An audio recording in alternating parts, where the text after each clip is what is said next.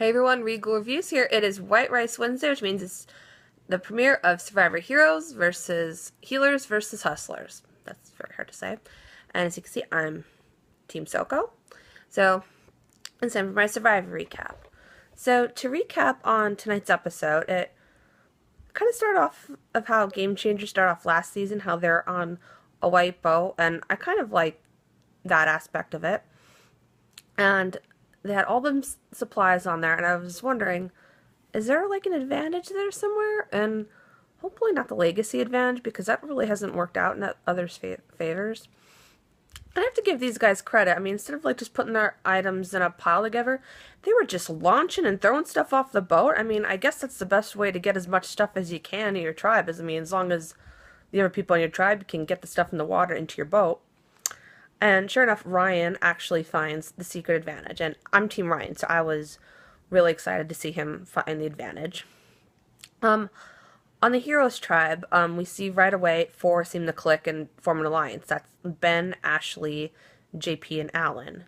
But it seems like JP and Ashley have their own main alliance going on. It seems like they're part of this four-person alliance, but it seems like they have their own two alliance members going on, and power couples are very dangerous in this game of Survivor.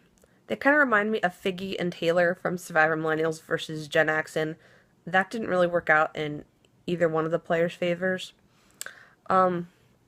Chrissy and Katrina are immediately on the outs because they're the older women on the tribe, and they're, as I believe Alan put it, they're the mom squad. And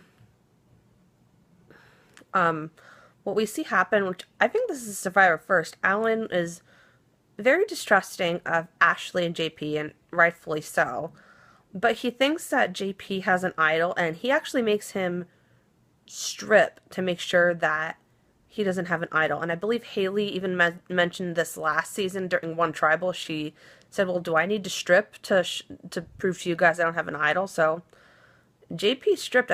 I did think that was a bit excessive of Alan to make JP do that, but I kind of see why he's distrust. He has distrust in them too.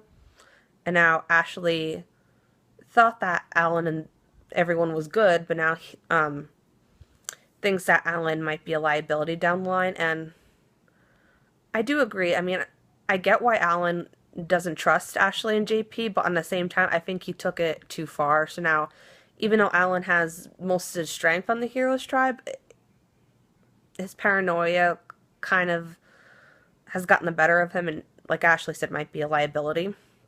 On the Hustlers tribe, we see Patrick and Allie seem to have an alliance going on, and so does Devin and Ryan. And Ryan actually finds out about his advantage. It is not the legacy advantage, it's a super idol. And the super idol can be used after the votes are read, but the catch is it has to be used in this first tribal council. So that's very interesting. And what's even more interesting, that is, if the Hustlers tribe wins the game, then Ryan has to wield it to somebody on the losing tribe. So Ryan does have a lot of power right now. And I did think it was pretty bold of Ryan to share that info with Devin. I mean, sharing that kind of info with anybody is very dangerous. They could use that against you to try to vote you out.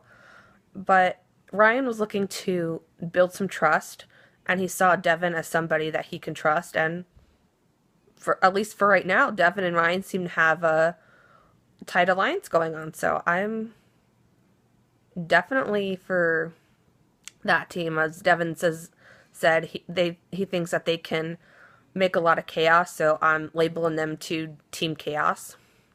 On the Hustler tribe, for the most part, everybody seems to be getting along well. I mean, there's not really any noticeable alliances forming.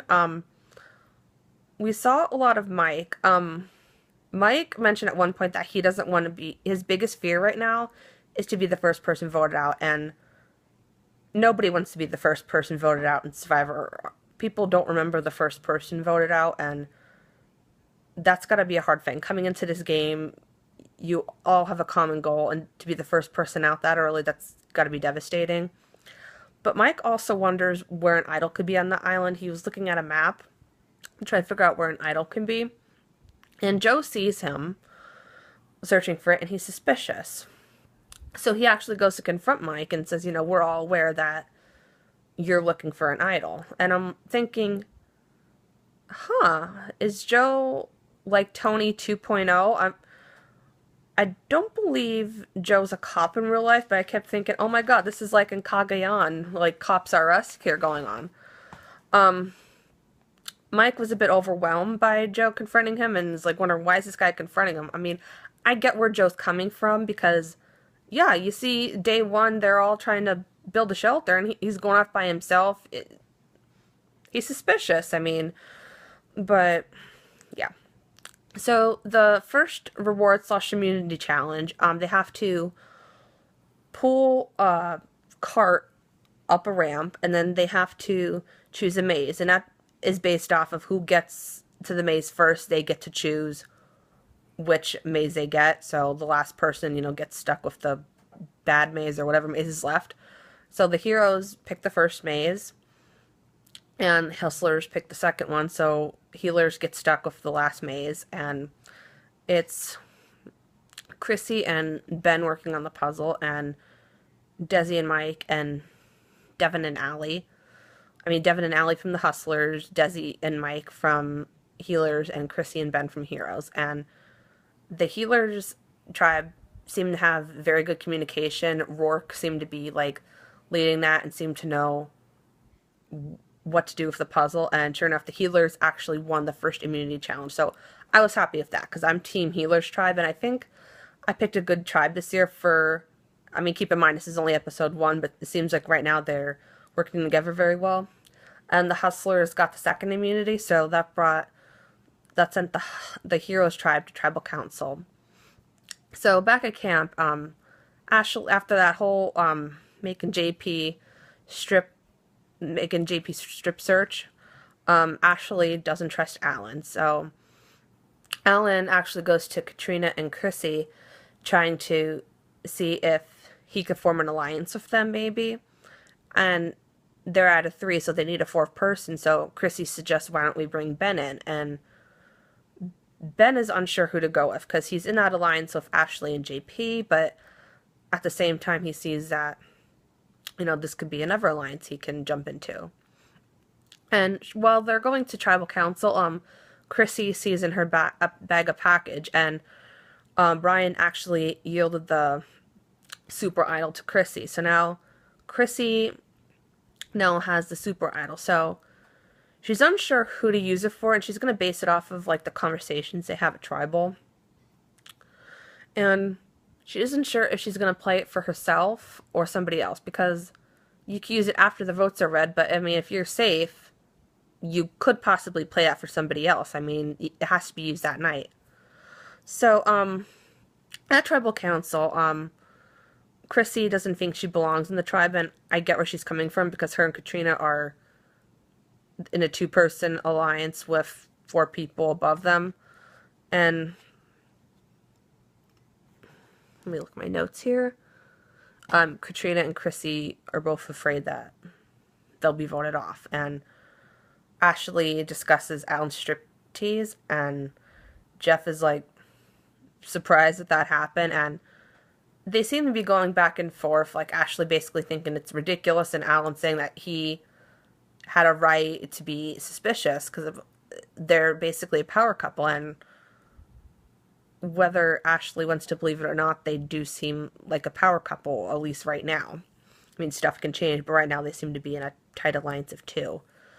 And Alan mentions before how Katrina and Chrissy are at risk, so that puts some fear in Katrina and Chrissy, but not more so Chrissy, because she has that super idol, so she could always use that in her favor. So sure enough, the votes are being read, and it's coming down between Ashley and Katrina is the first person voted out. And I'm thinking, because Katrina and Chrissy were in that alliance, I'm thinking, oh, so Chrissy's gonna just play the idol for Katrina, sending Ashley home, but Chrissy doesn't play the idol for Katrina, so I'm wondering what Chrissy's thought process was behind that. I mean, I would have played it for her. I mean, Chrissy was safe. She had no votes against her. So it made sense to just vote to give the idol to Katrina, so then that way she'd be safe. She'd have her alliance with her, Katrina, Alan, and possibly Ben. So then JP would be the lone wolf there on the Heroes tribe.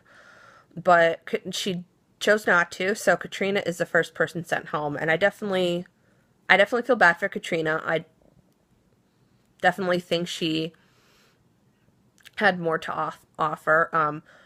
There's definitely a lot of tension back on the Heroes tribe, so I'm very curious to see how they deal with that next week. From the previews from next week, it seems that there's a new power couple on the Heroes tribe between Ben and Chrissy, so I'm wondering how that's gonna pan out with Ben and Chrissy versus JP and Ashley. It seems like now Alan's the lone wolf now, and Jessica and Cole seem to have a power thing going on. Cole thinks that Jessica's very pretty, and vice versa. Jessica thinks that Cole's pretty hot, and they could, be into each other.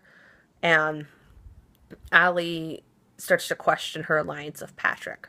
So I definitely think this was a great Survivor season premiere. I'm definitely excited to see what's to come for this season. If you guys want to catch Survivor, it is on Wednesdays, 8 p.m. on CBS. So until next time, stay regal.